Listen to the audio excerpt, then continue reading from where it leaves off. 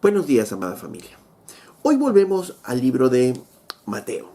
Y recordemos entonces que Jesús lleva a tres de sus discípulos, a Pedro, a Jacobo y a Juan, a un monte, donde Él se manifiesta en toda su gloria, mostrando de esa manera y corroborando lo que ellos ya habían afirmado, que Él era el Cristo, el Hijo del Dios viviente. Y no solo Él manifestó su gloria, sino también hubieron dos testigos, Moisés y Elías, que corroboraron justamente ello. Y ellos, habíamos dicho, representaban todo el Antiguo Testamento, la ley y los profetas.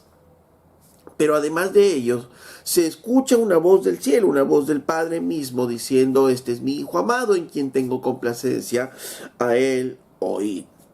Y los discípulos estaban maravillados de aquel momento, llenos de temor, de la presencia de Dios, y dice que ellos estaban con los ojos cerrados, y cuando abrieron los ojos, solo estaba Jesús en esos momentos.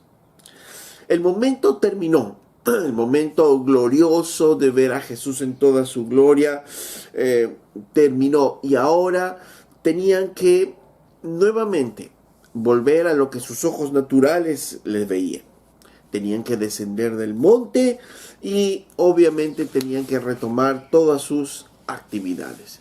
Si vamos un poco más adelante, porque estamos en el verso 9, pero vamos al verso 14, dice: cuando llegaron, ¿no? Cuando terminaron de descender después de este momento de la transfiguración, dice: cuando llegaron al gentío, o sea que ya había mucha gente esperándolos ahí, vino a él un hombre que se arrodilló delante de él diciendo: Señor, ten misericordia de mi hijo, que es lunático y padece muchísimo, porque muchas veces cae en el fuego y muchas en el agua.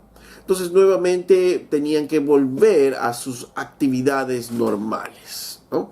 Y esto entonces nos hace ver pues que este momento glorioso que tuvieron en lo sobrenatural, ahora nuevamente tenían que volver a lo natural, ¿no? Al momento de trabajar, al momento de ocuparse en las cosas terrenales. Y esto nos permite ver algo muy importante. A veces nosotros también tenemos ese monte de la transfiguración, ese momento de intimidad con el Señor, ese momento de serenidad, ese momento de paz que puede ser porque estamos orando, porque estamos adorándole, y entonces estamos extasiados, ¿no? En ese momento. Inclusive hay alguna canción que dice que hay momentos, ¿no?, que no deberían terminar, refiriéndose justamente a esos momentos, ¿no?, de gloria, de oración, a esos momentos de intimidad, esos momentos en los cuales podemos derramar nuestro corazón al Señor y podemos sentir de su presencia, momentos en los cuales nosotros estamos ahí en su presencia y podemos sentir que Dios está con nosotros. Diferentes momentos, diferentes experiencias que cada uno de los creyentes vamos a tener. Pero a todo creyente le va a gustar el monte de la transfiguración. Pero todos tenemos que volver, ¿a dónde? Tenemos que volver de nuevo al valle. Tenemos que volver al camino de la cruz. A los discípulos no les gustaba el camino de la cruz porque Jesús les había dicho que Él iba a morir, que era necesario que Él muera, y aunque ellos no lo entendían, hubo como un paréntesis ahí. El monte de la transfiguración los llenó de ánimo, los llenó de gloria al ver a Jesús en toda su gloria, pero ahora tenían que volver nuevamente, los pies en tierra, nuevamente a todas sus actividades cotidianas, a continuar el camino de la cruz. Y en nosotros pasa lo mismo. El Señor nos permite tener un monte de la transfiguración. ¿Para qué? Para llenar nuestros corazones de fuerzas. Nos permite tener esos momentos para poder llenar nuestros corazones de lo necesario para seguir el camino de la cruz. Pero nuestra vida no es mantenernos en el monte de la transfiguración, sino es volver al camino de la cruz. En estas experiencias el Señor fortalece nuestra fe, nos da las fuerzas para enfrentarlo, lo cotidiano, lo diario, de una manera correcta. Pero es necesario descender del monte y enfrentar lo cotidiano. todos nosotros debemos descender del monte y enfrentar finalmente lo cotidiano, ¿no? Tenemos que bajar de ese monte y enfrentar lo diario, ¿no? Un hombre puede estar sumido en oración y pasar todo un tiempo en oración, pero va a salir del cuarto de oración y va a enfrentar lo diario. Va a enfrentar el hecho de que tiene que trabajar, tiene que traer o llevar el sustento para su hogar, a tratar con sus hijos, a tratar con su esposa, etcétera, etcétera. Vuelve nuevamente al valle, ¿no? Al camino de la cruz. Entonces eso es para todos, ¿no? Así como a los discípulos les pasó, también nos pasa a nosotros. Ahora, aquí en el camino de regreso ellos van a aprender algunas lecciones. Pero vamos entonces a Mateo capítulo 17, verso 9, para leer el texto. Dice: cuando descendieron del monte, Jesús les mandó diciendo: no digáis a nadie la visión hasta que el Hijo del Hombre resucite de los muertos. Entonces sus discípulos le preguntaron diciendo: ¿por qué pues dicen los escribas que es necesario que Elías venga primero? Respondiendo Jesús les dijo: a la verdad Elías viene primero y restaurará todas las cosas. Mas os digo que Elías ya vino, y no lo conocieron, sino que hicieron con él todo lo que quisieron. Así también el Hijo del Hombre padecerá de ellos. Entonces los discípulos comprendieron que les había hablado de Juan el Bautista. ¿Ok? Entonces pueden imaginarse a ellos después de ver esta escena gloriosa, Jesús glorificado, de ver a Moisés, de ver a Elías, que es lo primero que hubieran querido hacer. Lo más probable es correr hacia abajo y empezar a describir a todos, ¿no? Lo glorioso de este tiempo, empezar a describir a todos la gloria que hubo en este momento, en este tiempo, lo que hicieron. Ellos quisieron hacer unas enramadas, pero luego una voz desde el cielo vino hablando acerca de Jesús, y ellos hubieran querido hacer todo ello. Pero ¿qué fue la lección del Señor? Lo primero que les dijo es: Jesús les mandó diciendo: no digáis a nadie la visión hasta que el Hijo del Hombre resucite de los muertos. Les dijo: no digan la visión hasta que el Hijo del Hombre resucite de los muertos. Entonces, ¿por qué ellos deberían callar? ¿Por qué Jesús les dijo que deberían callar, ¿no? Podríamos decir que por dos situaciones. La primera es que estas experiencias son experiencias generalmente personales y que el Señor permite que podamos tenerlas para un propósito muy particular, para un propósito muy personal. Y ¿por qué no puede ser una advertencia pública, ¿no? Que el Señor pueda hablarnos a través de esa visión de alguien, de ese sueño de alguien, para una advertencia pública. Porque la palabra de Dios es suficiente. Porque la palabra de Dios es suficiente para instruir, para redarguir. Entonces me pregunto, ¿necesito algo más que la palabra? Definitivamente no. Si yo creo que Dios tiene la necesidad de hablarnos para advertirnos acerca de algo públicamente, entonces estaría diciendo que la palabra de Dios no es suficiente.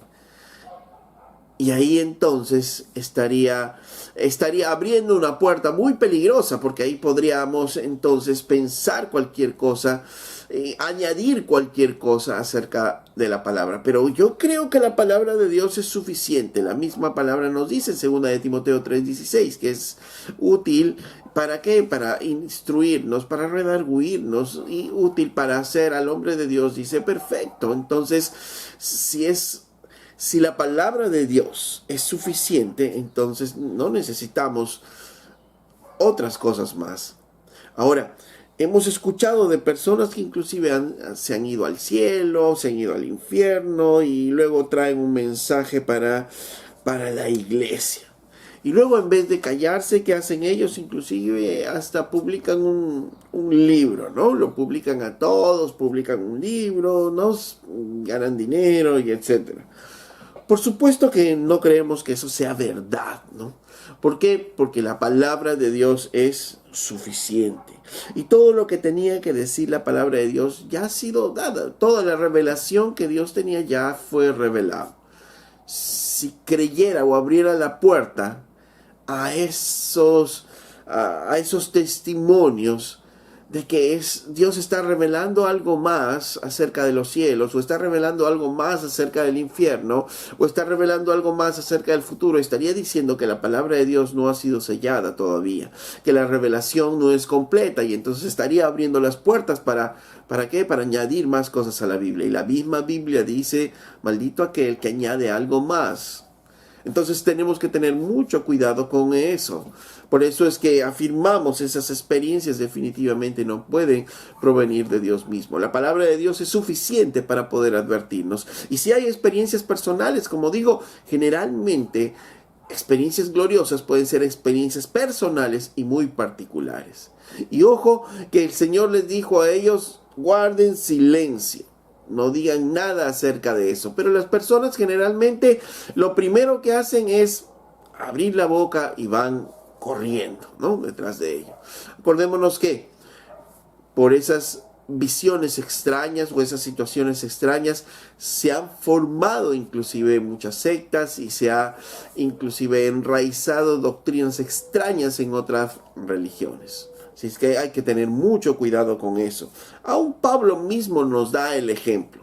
En 2 de Corintios capítulo 12, verso 2, miren la actitud que tiene Pablo, ¿no? Dice, desde el verso 1 les leo, ciertamente no me conviene gloriarme, pero vendré a las visiones y a las revelaciones del Señor. Conozco a un hombre en Cristo que hace 14 años, si en el cuerpo no lo sé, si fuera del cuerpo no lo sé, Dios lo sabe, fue arrebatado hasta el tercer cielo. Y conozco a tal hombre, si en el cuerpo o fuera del cuerpo no lo sé, Dios lo sabe. Miren, ni siquiera Pablo dice, a mí me pasó esto, sino dice, y conozco a un hombre, dice, no sé si en el cuerpo, fuera del cuerpo, no sé qué pasó ahí, no le entiendo, está diciendo Pablo, que fuera arrebatado al paraíso. Dice, fue arrebatado al paraíso, donde oyó palabras inefables que no le es dado al hombre expresar. De tal manera me gloriaré, pero de mí mismo en nada me gloriaré, sino en mis debilidades. Dice en otra versión, dice esta parte, oí cosas tan increíbles que no pueden expresarse con palabras, ¿no? O sea, Pablo dice, aparentemente es llevado al paraíso donde él puede mirar algunas cosas que no pueden expresarse con palabras y cosas que a ningún ser humano se le permite expresar. Cosas que a ningún hombre se les permite expresar. Entonces fue una experiencia muy particular y que Pablo justamente está haciendo ver aquí en defensa de su apostolado, ¿no? Pero lo importante aquí es la conducta que tiene. Pablo no va y trata de describir las cosas que ha visto porque hay algo más, no. Y es el mismo que está escribiendo la Biblia, inspirado por el Señor. Pablo sabe qué es lo que el Señor va a mostrarnos realmente, lo que está revelándonos realmente, pero también nos dice que hay cosas que están guardadas ahí, que no es dado al hombre para poder hablar. Pablo entonces no detalló de esa visita, digamos, al paraíso y guardó silencio respecto a estas cosas.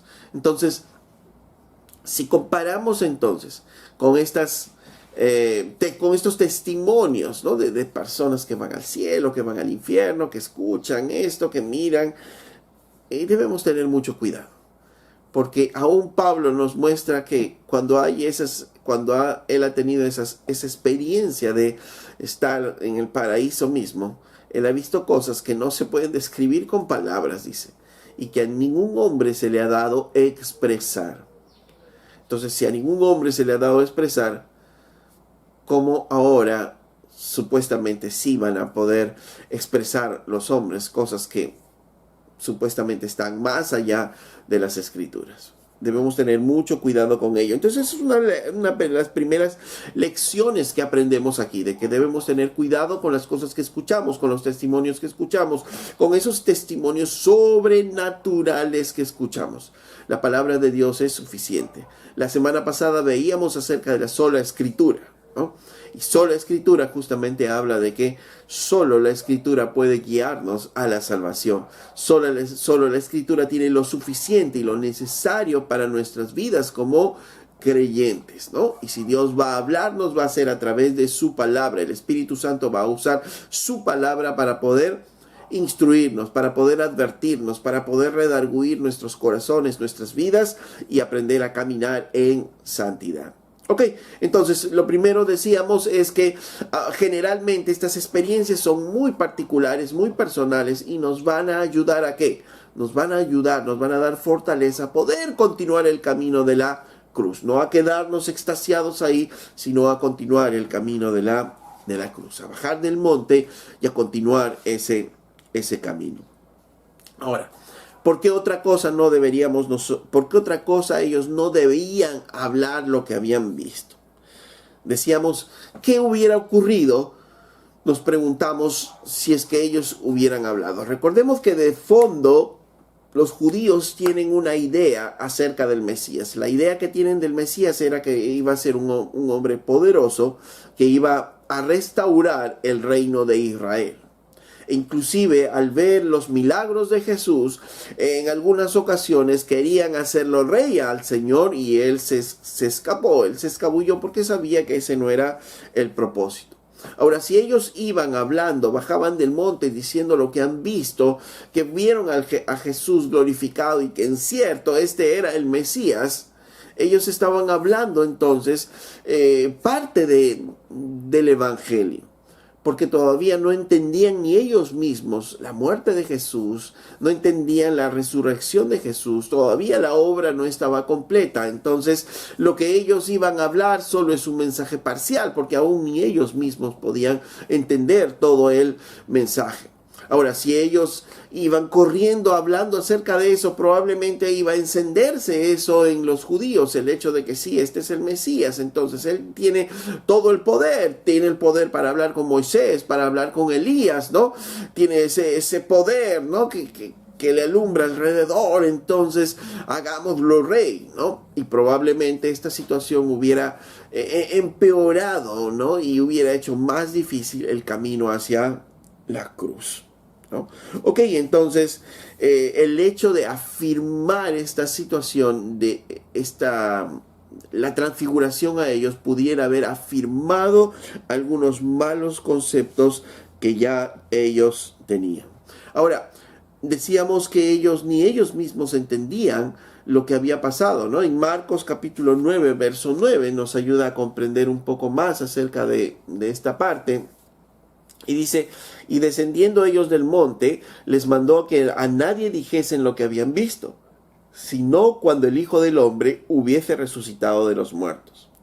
Verso 10 dice, y guardaron la palabra entre sí, discutiendo qué sería aquello de resucitar de los muertos. Entonces, aún ellos mismos no entendían. Cuando Jesús les dijo una vez más, les recordó, ¿no? Una vez más la lección, diciéndoles a ellos, ok, ustedes no van a decir nada hasta que el Hijo del Hombre resucite de los muertos. Otra vez dándoles a entender que Jesús iba a morir y que Jesús iba a resucitar. Y entonces, dice, ellos no entendían. Ellos se preguntaban entre ellos diciendo, ¿qué será esto de resucitar de los muertos? Ellos habían visto resurrecciones antes, sí, habían visto resurrecciones, pero entonces, ¿por qué se preguntaban? Porque ahora era Jesús el que resucitaba, el que va a morir. ¿Y quién lo iba a resucitar? ¿Cómo iba a resucitar? ¿Resucitado iba a poder gobernar Israel? ¿Cómo es esto de ser resucitado? ¿Cómo es esto de que él tenía que morir? ¿Por qué el Mesías tenía que morir? Y nuevamente entraba en su mente todos esos conflictos, ¿no? Ellos no podían llegar a entender exactamente el propósito. Sabían quién era Jesús, ¿no? Hasta aquí ellos sabían quién era Jesús. Sabían que era el Hijo del Dios viviente. Lo habían visto. Es más, ¿no? Al menos Pedro, Jacobo y Juan lo vieron transfigurado. Lo vieron en toda su gloria. Y pudieron afirmar realmente que este era el Cristo, el Hijo del Dios viviente. Ok, sabían entonces quién era, pero no entendían todavía su obra. No entendían lo que él iba a hacer. Por tanto, si ellos hablaban, iban a hablar un lenguaje, un evangelio sesgado, ¿no? Un evangelio sesgado. Ya que la muerte y la resurrección de Jesús posteriormente les dio una perspectiva diferente acerca de la salvación. Recordemos que en la misma Biblia ellos escribieron después acerca de la resurrección, que la resurrección sería la confirmación de la obra redentora de Cristo. Pablo mismo decía, si no hay resurrección, entonces no somos salvos, ¿no? La resurrección es la confirmación, como dicen, o como se dice, o como dice también la Biblia, ¿no? La resurrección nos muestra la satisfacción del Padre con la obra del Hijo. La resurrección nos garantiza realmente que todo el sacrificio de la cruz no fue en vano, sino para poder ser salvos. Entonces la resurrección va a dar a los discípulos una perspectiva diferente y una perspectiva ya completa acerca de la salvación. Entonces ellos no podían hablar porque iban a hablar un evangelio a medias, porque no iban a tener una perspectiva completa acerca del evangelio. ¿Conocían a Jesús? Sí. ¿Sabían quién era? Sí, pero no entendían todavía su obra, ¿no? La obra de salvación. Y Jesús no quería que se muestre un evangelio incompleto. Y esta justamente es una de las lecciones para nuestros tiempos, porque Dios igual no quiere que se muestre un evangelio incompleto. Se necesita que las personas conozcan quién es Jesús, pero que también conozcan su obra de redención y qué significó esto para ellos, ¿no? Y esta es una de las lecciones justamente para nuestros tiempos. Tener cuidado de no hablar un evangelio incompleto, de no hablar un evangelio a medias, ¿no? ¿Por qué? Porque es muy peligroso para las personas mismas, ¿no? Porque cuando se habla un evangelio incompleto, muchas veces se afirma convicciones erróneas que después sirven como barrera para el verdadero evangelio, muchas veces. Esto les pasó a los judíos, esto pasa aún en la actualidad, ¿no? Por ejemplo, cuando se le enseña a alguien, ¿no?, que va a ir al cielo porque hizo una oración o porque levantó la mano en público, ¿no?, y sin una transformación en su vida, esta persona va a creer falsamente que es salva, ¿no? Esta persona va a creer, ¿por qué eres salvo? Porque yo hice una oración hace un año. Porque yo levanté la mano cuando dijeron quiénes quieren recibir a Cristo. Yo levanté la mano y entonces soy salvo por eso. Entonces estas personas llegan a creer eso y esto constituye un obstáculo, ¿no?, para el verdadero evangelio. Porque alguien le dirá, ¿no?, pero si no hay verdadera evidencia de salvación en ti, lo más probable es que realmente no tengas a Cristo y necesitas tú a Cristo. Y esta persona insistirá y dirá, no, yo ya soy salvo porque hice eso, yo ya soy salvo porque yo levanté la mano, yo ya soy salvo porque ya oré, ya hace 3 meses, ¿no? Y alguien le refutará y le dirá, pero si vas a la iglesia solo una vez cada mes, todos los fines de semana te alcoholizas, te emborrachas, sigues tratando mal a tu esposa, tienes conflictos con tus hijos, ¿no? Te están queriendo botar del trabajo por una disconducta. Mira las evidencias de alguien que no es salvo. Y él insistirá, no, yo soy salvo porque el Señor, porque yo oré, porque yo levanté la mano y a mí me dijeron que yo soy salvo y yo soy salvo y no necesito más, ¿no?, que eso. Ir a la iglesia, ir a congregarme, no, yo lo puedo hacer en mi casa también hago lo mismo y empiezan a sacar excusas acerca de ello. Entonces el verdadero evangelio no puede entrar en el corazón de esta persona. ¿Por qué? Porque se levantó ya argumentos en su mente a causa de un evangelio incompleto que le dimos, ¿no? Porque muchas veces le podemos decir a las personas, ok, ¿quieres ir al cielo? ¿Quieres estar con el Señor? Ok, recíbelo ahora, levanta tus manos, haz esta oración conmigo, y esta persona ni sabe quién es Jesús, ni entiende la obra que hizo Jesús, y entonces le estamos diciendo un evangelio incompleto. Le estamos dando a conocer un evangelio incompleto y estamos engañándole a estas personas. Otro ejemplo en la Biblia acerca de cómo estas convicciones erradas pueden hacer que las personas se cierren al verdadero evangelio. En Juan capítulo 8, verso 31, por ejemplo, cuando Jesús hablaba con los judíos, les decía, dijo entonces Jesús a los judíos que habían creído en él. Miren, dijo Jesús a los judíos que habían creído en él, o sea, estaban siguiéndole.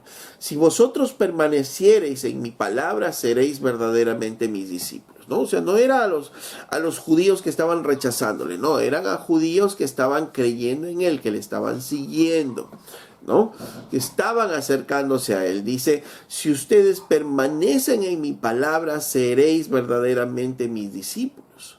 Y conoceréis la verdad, y la verdad os hará libres. Entonces le respondieron, nosotros somos linajes de Abraham, y jamás hemos sido esclavos de nadie. ¿Cómo dices tú ser libre?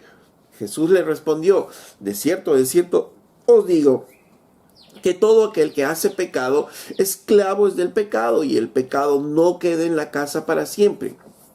El Hijo sí queda para siempre. Así que si el Hijo os libertare, seréis verdaderamente libres, ¿no?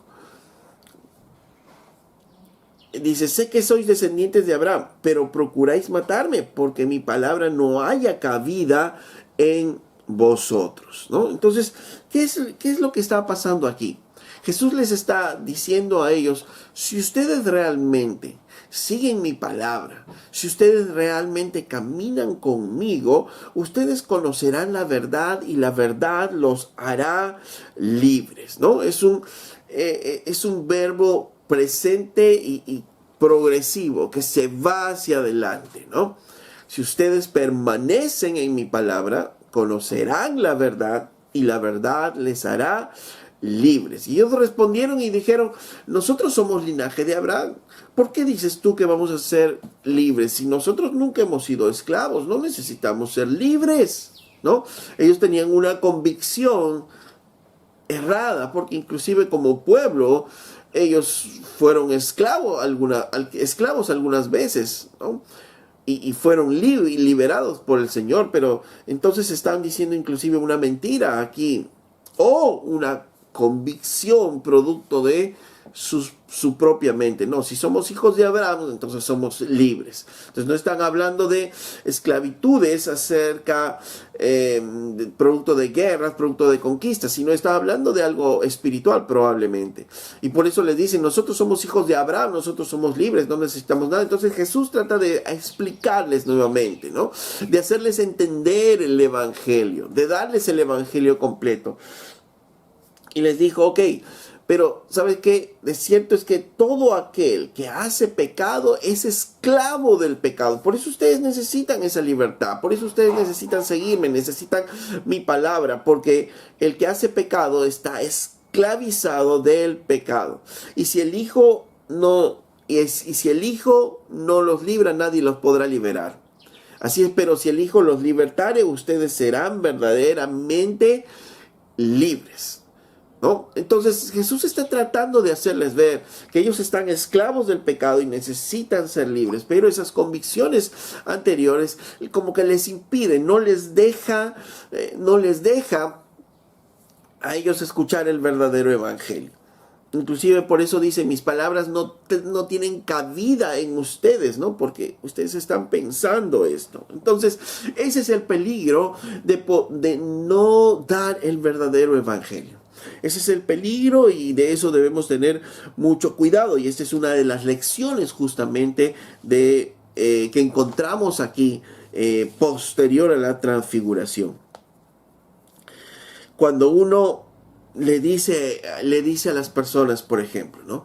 Ok, mira, ¿sabe qué? Jesús te ama, Jesús quiere darte lo mejor, Jesús quiere bendecirte, te ama desde siempre y ha muerto por ti, por tus pecados, y el Señor quiere llevarte al cielo, quiere bendecirte, y la persona, ¿y qué tengo que hacer para ello? Ok, si tú quieres ser bendecido por el Señor y quieres estar en el cielo con el Señor, entonces solo debes hacer esta oración y recibirlo en tu corazón. Y la persona, ¿qué dirá? Lógicamente, ¿qué dirá? Si le preguntas a 100 personas, le dices lo mismo y les dices, ¿tú quieres recibir a Cristo para ir al cielo, para que seas un hombre y una mujer bendecida? El 99.9% de las personas van a levantar la mano, aunque no entiendan quién es Jesús y aunque no entiendan la obra de Jesús. Eso es engañar, eso es llevar un evangelio incompleto, porque el evangelio completo nos habla del pecado mismo. Jesús mismo les decía a ellos, ustedes están esclavizados en el pecado. No les hablaba maravillas y les decía, miren, yo voy a llevar al paraíso, yo les voy a bendecir, yo les voy a mostrar el reino de los cielos que ustedes están. No, les está haciendo ver que son esclavos del pecado y necesitan ser libertados por el Hijo. Necesitamos hacerles ver a las personas el evangelio completo. Ellos, los discípulos, no tenían todavía una perspectiva clara, y por eso Jesús les decía, silencio, todavía no, hasta que el Hijo del Hombre resucite de los muertos. Una vez que Jesús resucitó, después que el Espíritu Santo vino a ellos tuvieron una perspectiva muy clara de la salvación. Y miren, en Hechos capítulo 2, después de Pentecostés, Pedro se pone en pie y comienza justamente a hablar. En Hechos 2:23 dice, hablando de Jesús, entregado por el determinado consejo y anticipado conocimiento de Dios, prendisteis y matasteis por manos de inicuos, crucificándole. Dice, comienza diciendo Pedro, como parte de su discurso, como parte de su prédica a ellos, la primera prédica, empieza a decirles a ellos, ¿no? Si Jesús fue entregado, fue por el determinado consejo y anticipado conocimiento de Dios. Primero les muestra que a un Dios soberano, pero a su vez les está mostrando que también su pecado. Ustedes, dicen, mataron en manos de inicuos y lo crucificaron. Avanzamos un poco más hacia el verso 32 dentro de esta predicación de Pedro, y dice en el verso 32, a este Jesús resucitó Dios, de lo cual todos nosotros somos testigos. ¿De qué está hablándole? Les habló de la muerte, les está hablando de la resurrección de Jesús, y sigue diciendo, verso 33, así que, exaltado por la diestra de Dios y habiendo recibido del Padre la promesa del Espíritu Santo, ha derramado esto que vosotros veis y oís. Entonces, está exaltando a Jesús, está mostrando a un Jesús ya resucitado, y miren más adelante, verso 36.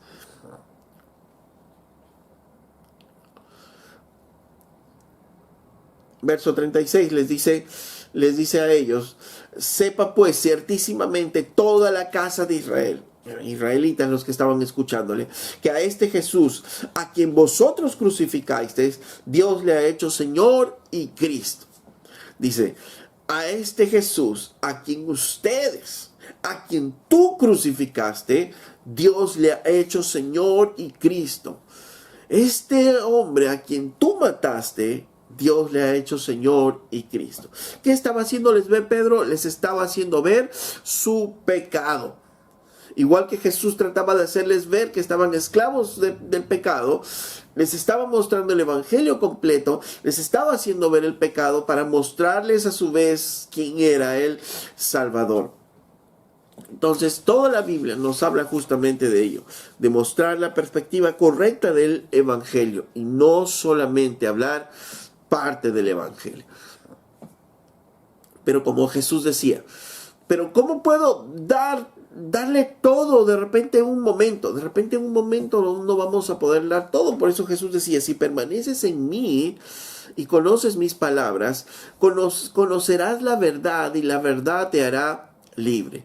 A veces vamos a hablar con una persona una vez, otra vez y otra vez, y vamos hablándole acerca del reino, pero vamos a dándole la perspectiva completa.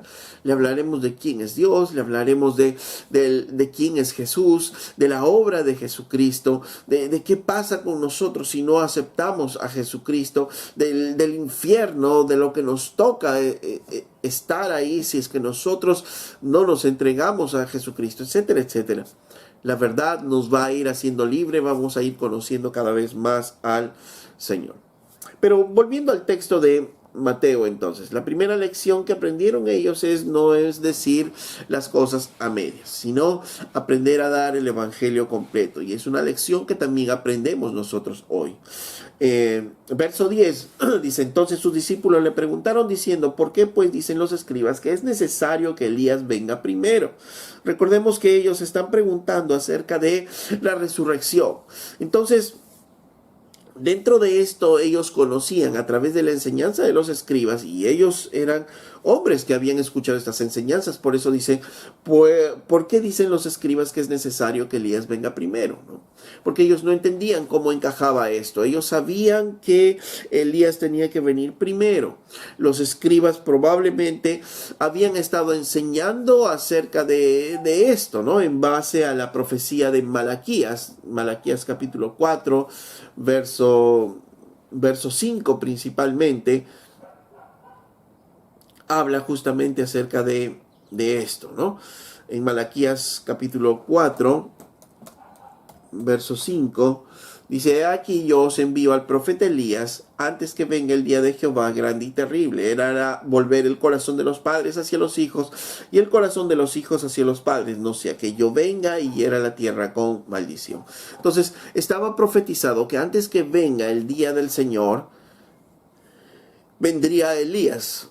Y ellos cómo lo entendieron, cómo lo interpretaron, que Elías mismo vendría como con poder, ¿no? Y lo que enseñaban los escribas en ese tiempo era que antes de la manifestación gloriosa del Hijo de Dios, antes de la manifestación gloriosa del Mesías, vendría un precursor que sería Elías, pero este Elías vendría con poder.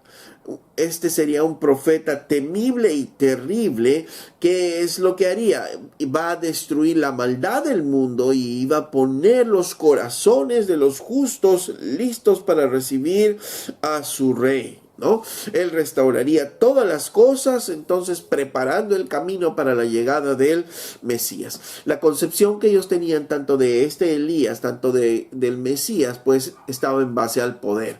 Ellos veían a un precursor muy poderoso, pero a su vez también a un Mesías muy poderoso, ¿no? Que iba a destruir todo lo malo y obviamente instaurar el reino de Israel.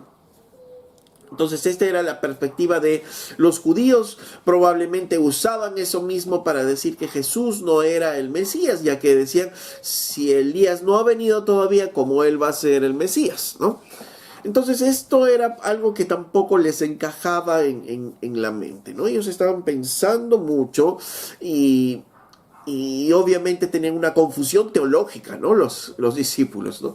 Y por eso le preguntan a Jesús, ¿no? ¿Cómo es esto?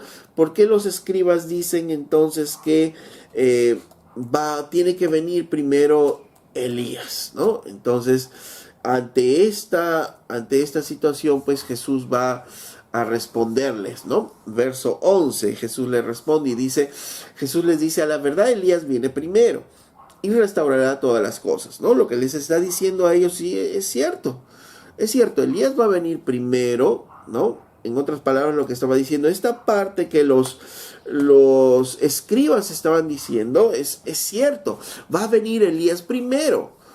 Pero, siempre hay un pero cuando hablan los escribas, ¿no? Y pero vamos a ver en Marcos capítulo 9, verso 12, que es el paralelo de esta conversación de Jesús con sus discípulos. En Marcos capítulo 9, verso 12 dice: respondiendo él les dijo: Elías a la verdad vendrá primero y restaurará todas las cosas. Es cierto, Elías va a venir y va a restaurar las cosas. ¿Y cómo está escrito del Hijo del Hombre que padezca mucho y sea tenido en nada? Jesús les pregunta.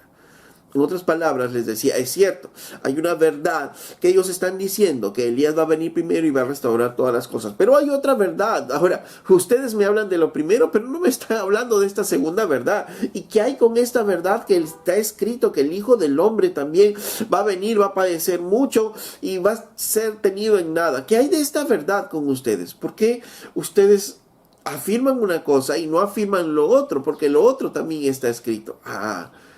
Y esto es lo que pasaba con los escribas, nuevamente. Un evangelio incompleto. Una enseñanza incompleta. Y lo mismo para ellos, ¿no? Ellos tenían en su pensamiento que un pensamiento incompleto, por eso es que no les cuadraba teológicamente, porque solo estaban mirando una perspectiva, solo estaban mirando una cosa, ¿no? Ok, es el Mesías con poder, pero ¿cómo va a morir? Ok, entendemos que Él es el Mesías, Él nos dice que va a morir, no lo entendemos, pero ¿y cómo encaja esto de que Elías viene primero con poder y ahora Él va a morir, ¿no? Entonces ellos estaban así en su mente y Jesús les dijo, ok, es cierto, Elías va a venir primero, va a restaurar todas las cosas, pero ¿y qué con esto que está escrito? Que el Hijo del Hombre va a padecer mucho y va a ser tenido en nada. Porque hay varios escritos, ¿no?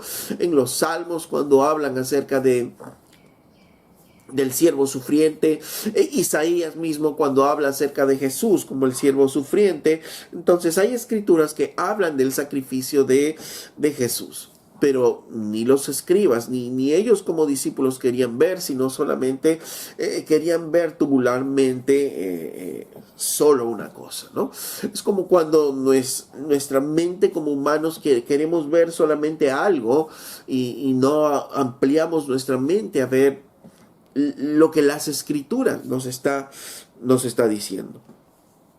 Ok, entonces esto es lo que Jesús les está mostrando a ellos, ¿no? Que sí, que en verdad va a venir uno como Elías, ¿no? Que iba a restaurar todas las cosas. Y les hace ver también que hay mucho más ahí de lo que ellos habían estado diciendo. Verso 12 y dice, mas os digo que Elías ya vino y no le reconocieron, sino que hicieron con él todo lo que quisieron. Así también el Hijo del Hombre padecerá de ellos. Les dice nuevamente a sus discípulos, ¿no? A la verdad, Elías viene primero y restaurará todas las cosas. Mas yo les digo que Elías ya vino. Elías ya vino y no le conocieron, sino que hicieron con él todas las cosas. Sí, Elías ya vino. Elías ya vino, ya estuvo con nosotros. El precursor ya estuvo aquí. E hicieron con él todas las cosas. No le creyeron a él, pues menos me van a creer a mí, daba a entender Jesús, ¿no? Los judíos no le conocieron, por eso es que ellos no conocen al Mesías, ¿no? No están conociendo al Mesías, ¿no? Y hablándoles de eso, dice, así también el Hijo del Hombre padecerá de ellos. Otra vez, nuevamente, estaban hablando de eso y otra vez el Señor les jala y les dice, así también el Hijo del Hombre padecerá de ellos. ¿Por qué hizo esto Jesús?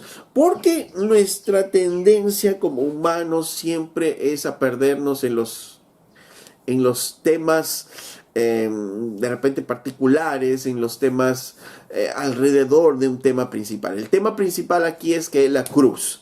El tema principal es que Jesús va a morir en esa cruz y Él va a resucitar. Se los está diciendo desde hace rato.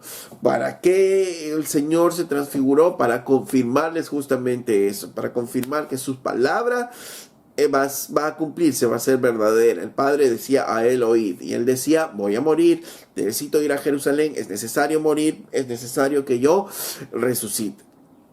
Y ellos en su confusión teológica estaban entonces diciendo, pero entonces el Elías que dicen los escribas que había de venir y restaurar, y Jesús diciéndoles a ellos, sí, es cierto lo que ellos dicen, va a venir un precursor, ¿no?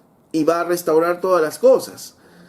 Pero ustedes se olvidan de la parte que va a morir el Mesías. Se están olvidando de ellos nuevamente, tratándoles de hacer llegar nuevamente al punto central, al tema principal. Y entonces les dice, y a la verdad les digo, no, Elías ya vino. Y los judíos no le conocieron, e hicieron con él lo que quisieron. Y obviamente estaba hablando Jesús acerca de Juan el Bautista, ¿no? Y por eso dice en el verso 13, entonces los discípulos comprendieron que les había hablado de Juan el Bautista. Juan fue ese precursor, Juan fue ese hombre que había que preparar el camino del Señor. En Lucas capítulo 1, verso 17,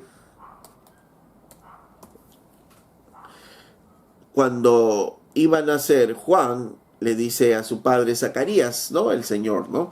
Verso 14, y tendrás gozo y alegría, y muchos se regocijarán de su nacimiento, porque será grande delante de Dios, no beberá vino ni sidra, y será lleno del Espíritu Santo aún desde el vientre de su madre, y hará que muchos de los hijos de Israel se conviertan al Señor, Dios de ellos, e irá delante de él con el espíritu y el poder de Elías, para hacer volver el corazón de los padres a los hijos y de los rebeldes a la prudencia de los justos, para preparar al Señor un pueblo bien dispuesto. Entonces, ya Dios mismo había dicho acerca de Juan, no es que iba a venir Elías, sino que iba a venir uno como Elías, ¿no? Como dice aquí, e irá delante de él con el espíritu y el poder de Elías, ¿no? Y cuando habla con el espíritu y el poder de Elías, está hablando con esa determinación que tenía Elías, ¿no? Con el poder que tenía Elías, con esa confianza que tenía Elías en Dios. Y de esa misma manera fue Juan. Elías estuvo dispuesto a enfrentarse, ¿no? a toda una población, enfrentarse a todos los profetas de Baal por defender a su Señor. Tenía ese espíritu, ese coraje, y Juan tuvo el mismo coraje. Arrepentíos, víboras, ¿no? Les decía a muchos de ellos, y su lenguaje era muy fuerte porque este era el precursor. Y preparó, dice, el camino para que los corazones estuviesen dispuestos a recibir a su Señor. La profecía se cumplió, la profecía de Malaquías se cumplió. Juan el Bautista era ese Elías. Pero este no era el punto principal. El punto principal era que Jesús iba a morir. Más adelante, en el verso de 22, estamos en el libro de Mateo, capítulo 17. Más adelante, en el verso 22, dice, estando ellos en Galilea, ya habían llegado a Galilea después de su viaje, Jesús les dijo, el Hijo del Hombre será entregado en manos de hombres y le matarán, mas al tercer día resucitará. Y ellos se entristecieron en gran manera. ¿Por qué les hago leer este versículo? Porque miren, ya ellos caminaron. Ellos están ahora en Galilea y nuevamente Jesús les recuerda, el Hijo del Hombre será entregado en manos de hombres y le matarán, pero el tercer día resucitará. Y ellos se entristecieron en gran manera. ¿Por qué? Porque no entendían lo que significaría la muerte y la resurrección de Jesús. Todavía no tenían una perspectiva clara. Jesús enseñándoles a ellos, tengo que ir a la cruz, tengo que ir a la cruz, tengo que ir a la cruz. Ellos no entendían, ellos no entendieron lo que Jesús quería hacer. Y esto nos hace ver qué paciente que es el Señor para con nosotros. Qué paciente, porque muchas veces somos así. Somos expertos en querer diluirnos, en querer irnos por las ramas, y nos olvidamos muchas veces del tema central de la Biblia, del tema central en nuestras vidas, que es la cruz. Jesús es reiterativo por ello, ¿no? En poder entender el tema principal, el punto principal.